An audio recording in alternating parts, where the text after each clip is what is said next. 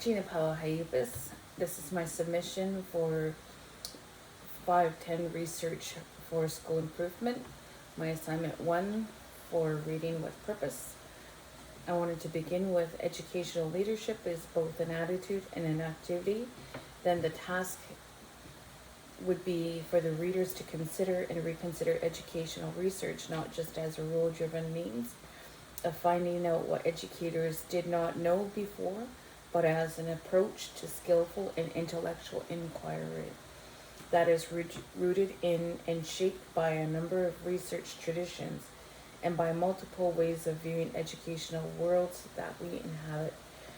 A critical approach would examine the power relationship within the leadership and management activities. For example, taking diversity into account, and the positional approach would assess practice against a particular theoretical framework. In School District 70 Pacific Rim, here at ADSS, in our education system, we have pressure coming from the local First Nations where they want to see meaningful change. We can measure change by data collection of Indigenous students, past and present, benchmarking from elementary school for math and English, and attendance tracking weekly, and reaching out to the community by building relationships with parents and families. Best evidence synthesis literature on relationship between school leadership practice and student outcomes identify 5 leadership dimensions which are perceived to have direct impact of student outcomes: promoting and participating in teacher learning and development, establishing goals and expectations, planning, coordinating, and evaluating teaching and the curriculum, resourcing strategically, ensuring an orderly and supportive environment.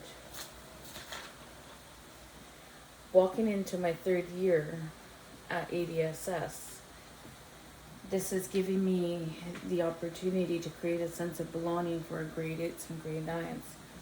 According to our studies at ADSS, we have found that if we can keep the grade 8 and grade 9 students in the high school until grade 10, they would feel more driven to want to reach graduation.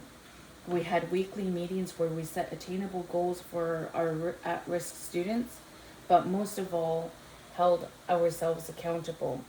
My coworker Deborah and myself vet all of our Indigenous curriculum for Indigenous studies. We find stuff to engage our students and try to keep everything into the modern so we keep our students engaged. Positivists take particular stance with regard to the values. The first involves the need for educational researchers to purge themselves of the values that may impair their objectivity and undermine the validity of the research.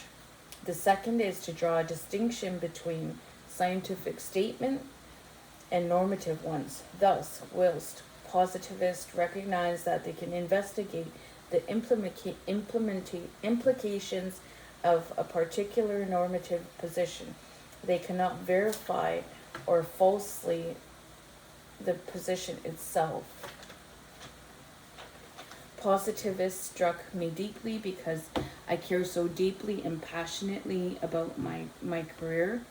I realized I need to remove myself emotionally from my studies, but base all of my education on data and informed research strategies. Thus, researchers are operating under transformative paradigms, except that reality is shaped by conditions, historical, social, political, cultural, religious, economic, race, and or gender related, determined by sexual orientation and the ability related. Traditional. This is not how we used to do it. If it's not broke, don't fix it. You may have heard these statements before. Our school, to be a better approach for our students, we have learned to adapt and evolve.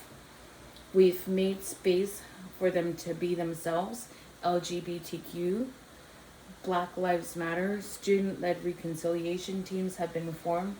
Trans bathrooms, First Nation representation everywhere. Ethnic groups and diversity are wholeheartedly embraced.